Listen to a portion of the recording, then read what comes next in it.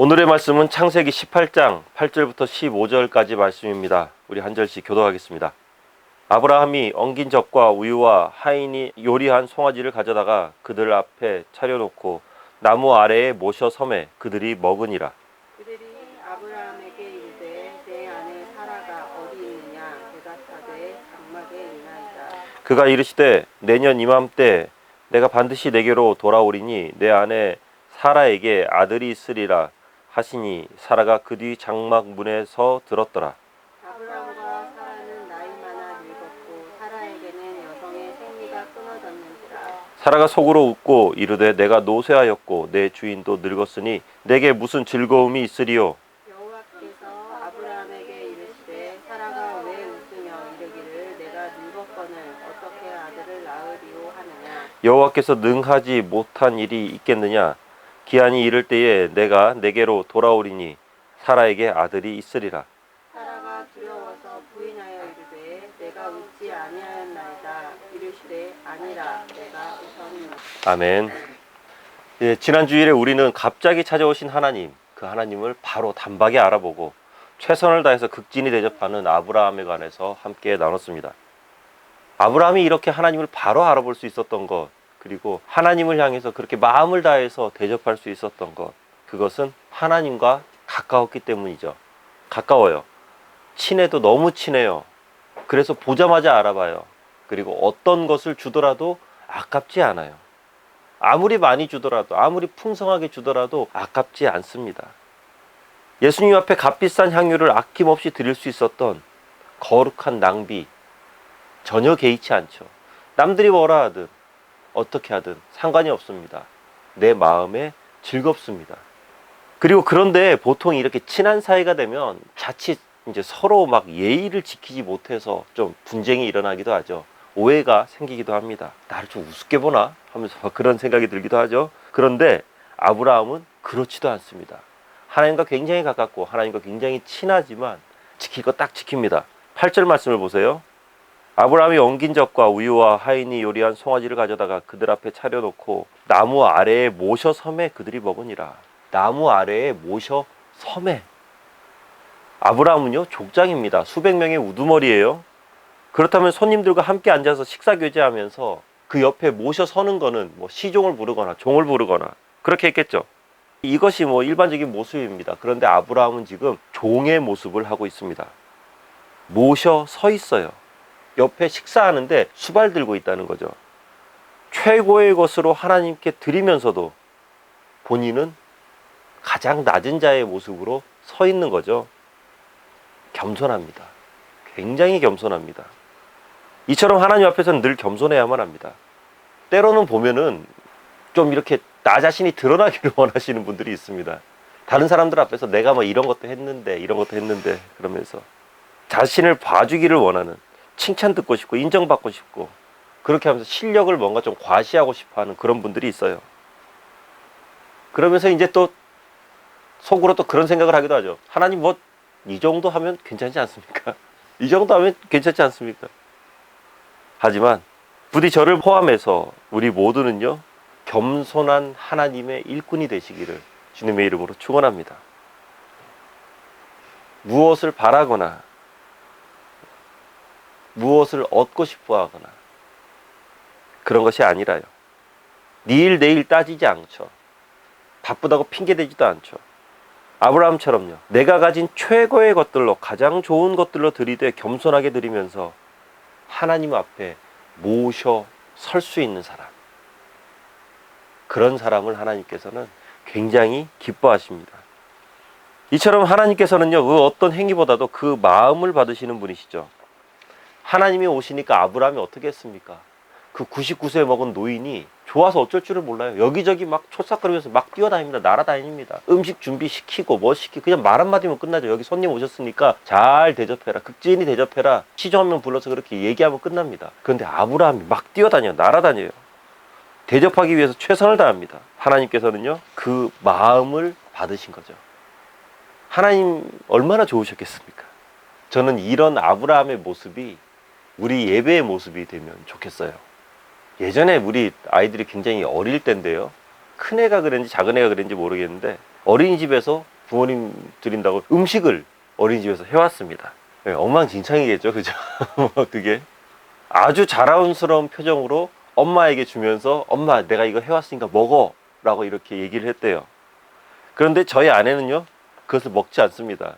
그러면서 아빠 오시면은 아빠랑 같이 먹자 그렇게 말해놓고 저에게 다 떠미는 것이죠. 그러면 이제 아이들은 또 어떻게 합니까? 제가 음식을 어떻게 먹는가 하면서 옆에서 이렇게 가만히 초롱초롱한 눈으로 바라보면서 빨리 먹으라고 재촉하죠. 그 순간 어떻습니까? 맛은 그렇게 크게 중요하지 않습니다. 모양도 그렇게 중요하지 않습니다. 제 눈에 들어오는 것은 본인들이 할 수 있는 최선을 다해서 준비해 가지고 그것을 엄마 아빠가 빨리 맛보기를 원하는 그 아이들의 눈만 보이는 것이죠. 그 아이들의 마음이 보이는 것이죠.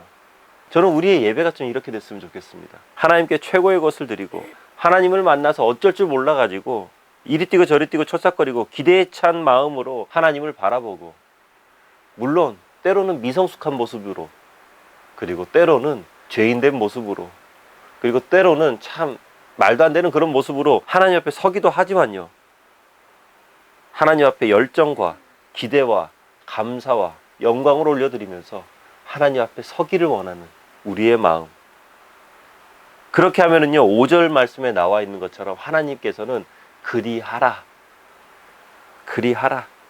우리의 마음을 아시는 하나님, 굉장히 어설프지만 아주 흐뭇한 표정을 지으면서 어디 네가 하고 싶은 대로 해봐라, 그리하라. 아마 이러실 것 같아요. 이렇게 하나님이 받으시는 예배, 하나님께서 그리하라 라고 이렇게 허락하시는 예배, 이런 예배를 드리면 하늘문이 열리고 하나님의 거룩한 임재가 그 자리 가운데 내려오기 시작합니다. 우리는 느끼기 시작합니다. 알게 됩니다. 축복을 느끼고 회개와 치유가 일어나죠. 회복과 기적이 일어납니다. 이런 것을 보고 우리는 소위 은혜 받았다 라고 이렇게 표현합니다. 그리고 은혜 받은 사람은요 이런 고백을 할 수 있습니다. 욥기 42장 5절 말씀인데요, 내가 주께 대하여 귀로 듣기만 했사오나 이제는 눈으로 주를 배옵나이다. 귀로만 듣던 하나님, 멀리에서 누군가로부터 이렇게 귀동냥으로 한 다리 건너서 나와 상관없던 그 하나님, 그 하나님이 이제 눈으로 직접 보는 하나님, 나의 하나님이 되는 것이죠. 하나님은요 성경으로만, 말씀으로만, 사상적이고 관념적으로만, 그리고 우리의 사고 안에만, 우리의 마음 안에만 그렇게 머물러 계시는 하나님이 아니라 살아 역사하시고 직접 체험할 수 있는, 만날 수 있고 볼 수 있는 하나님이거든요. 요한 1서 1장 1절 말씀인데요, 태초부터 있는 생명의 말씀에 관하여는 우리가 들은 바요, 눈으로 본 바요, 자세히 보고 우리의 손으로 만진 바라. 하나님은요 생생하게 체험할 수 있는 분이십니다. 그 살아계신 하나님께서 우리 안에 계시고 매 순간순간마다 우리 앞을 지나가세요. 마무리 상술이 나면 앞에 앉아있던 그 아브라함의 앞을 지나가셨던 그 하나님처럼 우리의 앞을 지나가시면서 말씀하십니다. 한번 그렇게 한번 해보세요. 하나님 저에게 말씀해 주십시오. 하나님 저에게 찾아와 주십시오. 저를 만나 주십시오. 그러면서 하나님의 음성에 귀를 기울여 보시기 바랍니다. 마음을 깨끗이 하고 정결히 해서 하나님의 음성 듣기를 더욱더 고대해 보시면서 하나님 앞에 기대해 보시기 바랍니다. 하나님께서 분명히 말씀해 주십니다. 우리의 영적 성장, 영적 성장에 관해서 이렇게 많이 말씀하시잖아요. 우리의 영적 성장은요 하나님의 음성을 더욱더 크게, 넓게, 깊게 들을 수 있는 우리의 그릇을 넓혀가는 것, 이것이 바로 우리의 영적인 성장입니다. 그런데 그 그릇 안에 막 주식 시세 채워넣고, 부동산 시세 채워놓고, 카톡 메시지 넣어놓고, 유튜브와 틱톡에 있는 여러 가지 뭐 가십거리 같은 것도 막 채워놓고, 인스타그램 사진들 막 채워놓고, 그렇게 있으면은요 하나님의 말씀이 아무리 요동치듯이 우리 주변을 가득 감싼다 할지라도 그 음성을 담을 수가 없어요. 다른 것들이 너무 많이 그 안에 들어있으니까. 심플하게 사시기 바랍니다. 물론 뭐 SNS를 하거나 유튜브를 보는 것, 그것이 잘못된 것은 아닙니다. 나쁜 것은 아닙니다. 하지만 그런 것들을 하는 시간 때문에, 그런 것들을 보는 시간 때문에 우리의 묵상과 기도와 찬양의 시간이 짧아지거나 방해가 된다면 그건 문제가 좀 있는 거죠. 잠시 스마트폰을 접고 하나님 앞에 좀 집중해 보시기 바랍니다. 하늘을 바라보세요. 때로는 잠깐 산책하면서, 때로는 한숨을 좀 깊이 싹 내쉬면서 자연을 보고 하나님의 말씀을 보고 묵상하고 기도하고 찬양하면서 나의 영적 그릇에 가십거리들이 아닌 하나님의 말씀을 채워넣고 하나님의 음성을 채워 넣어 보십시오. 우리 앞을 지나가시는 하나님을 붙잡고 그분과 함께 하십시오. 분주함을 줄이시고 하나님께 집중하시기를 주님의 이름으로 축원합니다. 우리 9절 말씀 함께 읽어볼게요. 그들이 아브라함에게 이르되 내 아내 사라가 어디 있느냐 대답하되 장막에 있나이다. 하나님께서 이제 배불리 드시고 난 다음에 비로소 본론이 시작됩니다. 이거 굉장히 중요해요. 이게 뭐냐면은 하나님과의 관계가 완전히 무르익어야 비로소 사역이 시작된다라는 것이죠. 예배가 있고 하나님과의 관계가 회복이 되고 그 이후에 사역이 있게 되는 것이죠. 하나님과의 관계가 형성되고 그 이후에 사명이 주어지게 된다는 것입니다. 하나님을 깊이 체험하고 성령의 임재를 비로소 알게 되었을 때 그 뒤에야 비로소 하나님의 비전이 무엇인지 우리는 깨닫기 시작하는 것이죠. 나는 왜 비전이 없지? 하나님께서는 왜 나한테 말씀을 하지 않지? 왠지 이런 생각이 든다면요, 하나님과 조금 더 가까워지시기 바랍니다. 하나님과 조금 더 친밀한 교제를 나누시기 바랍니다. 그러면은 하나님께서는 말씀해 주세요. 그리고 나는 왜 그렇지 않지? 라고 이렇게 생각을 한다면 난 하나님과 교제를 하고 있는 것 같은데, 하나님과 좀 친한 것 같은데 왜 나에게는 그런 비전을 잘 주시지 않지? 라고 이렇게 생각한다면요, 그것은 하나님께서 조금 더 가까워지기를 원하시는 것인지도 몰라요. 하나님께서 아직 여러분과 더 친밀한 교제를 나누시기를 원하는 것일 겁니다. 우리의 삶에서 뭔가를 구체적으로 말씀하시기 전에 하나님께서는 먼저 가까워지기를 원하십니다. 인격적인 만남을 원하십니다. 하나님과 가까워지고 예배뿐만 아니라 일상에서도 하나님과 동행해 보시기 바랍니다. 하나님의 따뜻함과 우리를 향한 하나님의 사랑과 우리를 향한 열정과 우리를 향한 하나님의 헌신과 은혜를 느낄 수 있게 됩니다. 그리고 10절 말씀 보면은요, 그가 이르시되 내년 이맘때 내가 반드시 내게로 돌아오리니 내 안에 사라에게 아들이 있으리라 하시니 사라가 그 뒤 장막문에서 들었더라. 하나님께서 이렇게 확신에 찬 약속을 해주셨다는 것, 그것은요, 그만큼 아브라함이 확신이 없다는 거죠. 불안해하고 있다는 거예요. 불과 얼마 전에도 하나님께서 찾아오셨었거든요. 그런데 또 찾아오셨어요. 뭔가 이렇게 일어나려고 하니까, 뭔가 일이 본격적으로 시작되려고 하니까 하나님께서 자주 오십니다. 결혼을 앞두고 이렇게 좀 파혼되는, 결혼이 좀 잘못되는 경우가 가끔 있죠. 그런데 이것이 결혼을 준비하는 단계에서는 잘 그렇지 않습니다. 언제 그렇게 되느냐? 결혼이 바로 코앞으로 다가왔을 때 파혼이 많이 일어나요. 서로 굉장히 예민해졌을 때예요. 싸우기도 하고 자주 싸우고 별것 아닌 것에 짜증나기도 하고 의심이 증폭되죠. 내가 지금 이거 잘하는 짓인가? 이삭이 태어날 날이 가까이 오니까 하나님께서 직접 찾아오십니다. 자주 오십니다. 그리고 용기를 불어넣어 주시는 것이죠. 시편 145편 14절부터 16절 말씀인데요.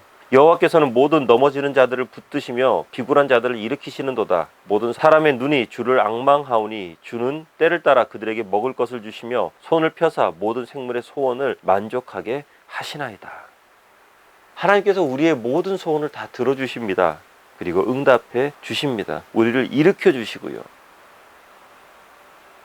때를 따라 우리에게 가장 필요한 것으로 공급해 주십니다.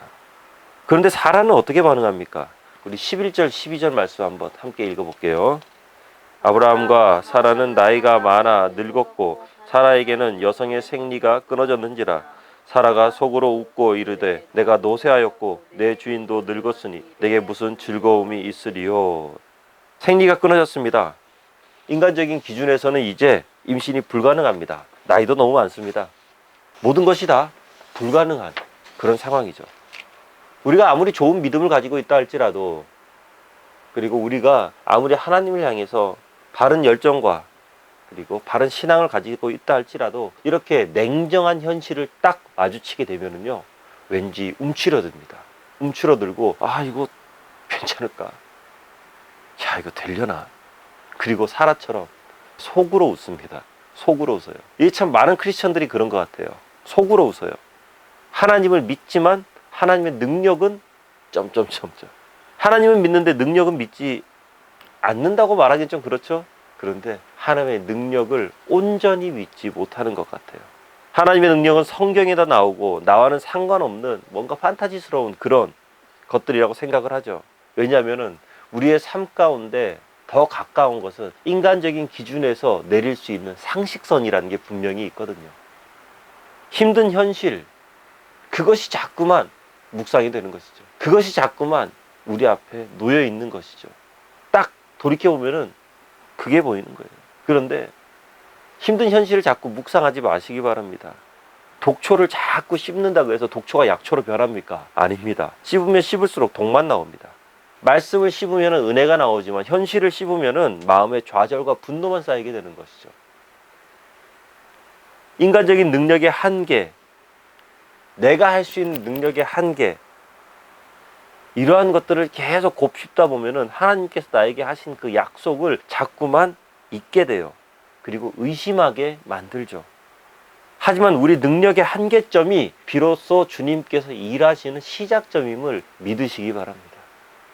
난 이제 끝났다라고 생각하는 그 지점부터 하나님께서 본격적으로 일하시는 시작점이 되는 거죠. 하지만 이런 사실을 믿지 않았던 사라는 웃습니다. 웃어요. 장막 밖에서 속으로만 웃었다. 꼭 그런 것 같죠. 굉장히 믿음 좋고 신실한 크리스찬인 것 같지만 속으로는 웃는다. 씩 웃는 거죠. 그러면서 이런 설교를 들으면서 아휴, 박 목사님이 세상을 너무 모른다. 현실을 잘 모르시는 것 같아. 어디 뭐 그게 뭐 말씀처럼 그래 되나? 하면서 속으로 한번 씩 웃는 거예요. 이러다 보니까 경건의 모양은 있으나 경건의 능력이 없습니다. 부디 하나님의 말씀 앞에 속으로 웃는 분이 한 분도 없으시기를 주님의 이름으로 축원합니다. 말씀에 대한 순종이 삶에서 실천이 되어질 때, 그리고 속으로 씩 웃는 것이 아니라 그 말씀을 온전히 믿고 의지하면서 꽉 붙들 때 우리의 삶 가운데 기적이 일어날 겁니다. 자, 그런데 이 장막 밖에서 웃는 사라, 이 사라 때문에 아브라함이 혼납니다. 13절 말씀을 보세요. 여호와께서 아브라함에게 이르시되 사라가 왜 웃으며 이르기를 내가 늙었거늘 어떻게 아들을 낳으리요 하느냐. 함께 있지도 않은 그 아내가 웃었는지 말았는지 속으로 웃었잖아요. 그랬는데 그 아내 때문에 아브라함이 혼납니다. 굉장히 억울할 수 있는 상황입니다. 하지만 이것이 바로 지도자의 삶이고 리더의 삶이죠. 군대에서 누구 하나 탈영하거나 아니면은 뭐 큰 사고 일어나면은 어때요? 위에서부터 차례로 옷 벗습니다.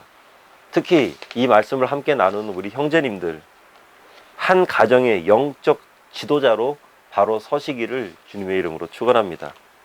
온 가족의 믿음을 책임져야만 하는 자리에 서야 합니다.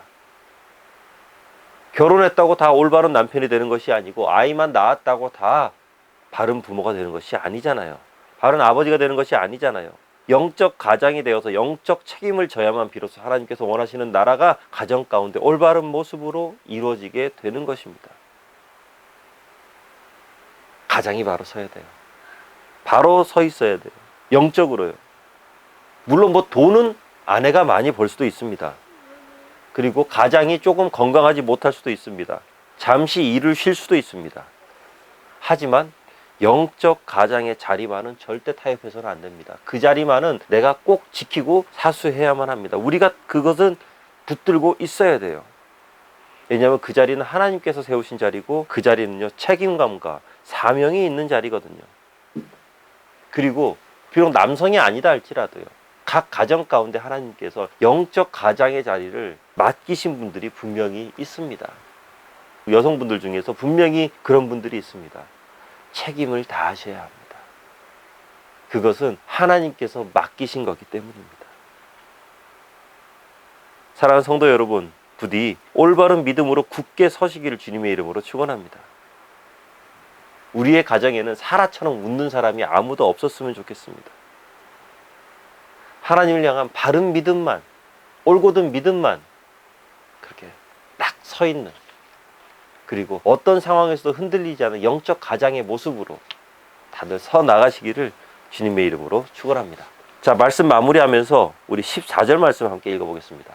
여호와께 능하지 못한 일이 있겠느냐? 기한이 이를 때에 내가 내게로 돌아오리니 사라에게 아들이 있으리라. 아멘. 굉장한 말씀이죠. 여호와께 능하지 못한 일이 있겠느냐? 폐경기가 지난 여성, 그리고 99세 먹은 남성이 어떤 경로와 어떤 방법으로 다시금 임신이 가능해지는, 그리고 출산이라는 그 엄청난 과정이 이루어지는 그 일련의 과정에 관해서 설명해 주시지 않습니다. 나이가 많고 적음이 임신에 미치는 영향에 관해서 논리적으로 따져서 설명해 주시지도 않습니다. 문제를 바라보면서 문제를 해결할 방법을 찾아주시지 않으시고 하나님께서는 말씀하시죠. 믿으라. 나를 믿으라. 능치 못할 일이 있겠느냐? 오히려 반문하시는 것이죠. 믿으라는 거예요. 사랑하는 성도 여러분, 믿음의 사람은요, 문제를 잘 분석하고 판단해서 정리해서 뚫고 나가는 사람이 아니라 믿음의 사람은 하나님을 붙잡는 사람입니다. 그리고 믿음의 사람은 과거에 얽매이는 사람이 아니라 미래를 향해서 나아가는 사람입니다. 과거에 얽매이고 현실에 얽매인다면은 하나님께서 자녀를 낳을 것이라는 그 말씀에 그냥 웃음밖에 안 나와요. 아유, 하나님 현실을 잘 모르시네. 지금 아내는 생리가 끝났고 내 나이가 몇인데 될 걸 말씀하셔야죠. 그런데 이 현실에 붙잡히기 싫다면 미래를 향해서 나아가면 되거든요. 나쁜 것을 안 하려고 노력하기보다는 좋은 것을 하는 것이 훨씬 이득이 있습니다. 나쁜 습관을 고치려고 하는 것보단 좋은 습관을 만들어버리는 것이 훨씬 더 이익이죠. 상처가 많은 분들이 보면 과거 지향적인 삶을 살아갑니다. 그리고 미래 지향적인 삶을 살아가는 사람들, 그렇다면 이 사람들은 상처가 없을까요? 아닙니다. 더 많은 사람들도 있습니다. 그런데 그분들은 뭐냐? 상처를 보지 않고 내 삶에 있는 여러 가지 현실적인 문제들을 보지 않고 앞을 보면서 가는 사람들, 바로 하나님이 있기 때문에 그 하나님을 꽉 붙들고 갈 줄 아는 사람들, 그러한 사람들이 미래를 붙잡는 사람이고, 그러한 사람들이 비전을 붙잡는 사람이고, 그러한 사람들이 하나님의 능력을 가지고 살아가는 사람들입니다. 지금 교회를 건축하면서 이미 미천 다 떨어진 지 오래입니다. 그런데 지금 계속 건축해 나가고 있어요. 하나님께서 채워주시는 거예요. 현실을 바라보면은 건축에 관해서 아무것도 모르는 목사가 무엇을 할 수 있겠느냐? 저 역시도 마찬가지입니다. 때로는 생전 처음 보는 공부를 만져야 되고 전혀 처음 가는 길을 계속 지금 가고 있습니다. 불가능합니다. 그런데 그 불가능이 지금 가능으로, 현실로 지금 이루어지고 있습니다. 왜냐하면 불가능해 보이는 현실을 보는 것이 아니라 하나님께서 말씀하신 성전을 건축하라는 그런 하나님의 말씀을, 비전을 붙들고 나아가고 있기 때문이죠. 가는 거예요. 가는 거예요. 의심의 생각을 몰아내려고 노력하지 않습니다. 과연 이게 될까? 그런 것들을 막 될까? 이렇게 하려고 굳이 노력하지 않습니다. 왜냐하면 오늘 또 일하실 하나님을 기대하면서 하루를 시작하기 때문입니다. 절망적인 현실을 벗어나기 위해서 그 절망적인 현실을 버리려고 노력하는 것이 아니라 그 현실을 바라보지 않고 하나님의 축복과 하나님의 비전과 하나님의 약속에 집중하는 것이죠. 비록 이 눈엔 아무 증거 아니 배워도 믿음만을 가지고 걷는 거예요. 하나님께서 준비하신 놀라운 약속의 이삭을 믿고 그냥 그 길을 가는 거죠. 믿음이라는 것이 겉으로 보이는 현상만 가지고 말할 수 있는 것은 아닙니다. 겉으로는 아주 멀쩡하고 나이스한 그런 크리스천으로 살아가지만 삶의 현장을 맞닥뜨리면서는 속으로 웃어버리는, 겉으로는 아멘하지만 속으로는 웃어버리는, 안 돼요. 그래서는 안 돼요. 부디 우리의 가슴 속에 남아있는 모든 불신의 잔재가 사라지고 하나님께서 반드시 이루실 미래의 이삭을 기다리고 인내하며, 그리고 하나님께서 나에게 주신 비전을 바라보고 현실의 문제에 전전긍긍하는 것이 아니라 미래를 바라보며 하루하루 힘있게 걸어가시기를 주의 이름으로 축원합니다. 기도하겠습니다. 하나님께서 우리를 찾아오셔서 감사합니다. 하나님 방문해 주심에 감사합니다. 그런 하나님으로 인해서 참 즐겁고 기쁩니다. 현실의 여러 가지 문제와 그리고 현실의 여러 가지 현실적인 어려움들이 우리에게 너무나도 많습니다. 하지만 하나님께서 우리에게 다시 한 번 더 말씀하십니다. 방문하신 하나님께서 우리에게 다시 한 번 더 말씀하십니다. 나에게 능치 못할 것이 있겠느냐? 하나님, 우리가 현실을 바라보는 것이 아니라 하나님을 바라보며 지금 당장 당면한 문제를 바라보는 것이 아니라 어려움을 바라보는 것이 아니라 하나님의 비전을 바라보면서 하루하루 힘있게 나아갈 수 있는 우리 모두가 되어지도록 하여 주시옵소서. 예수님 이름으로 기도합나이다. 아멘.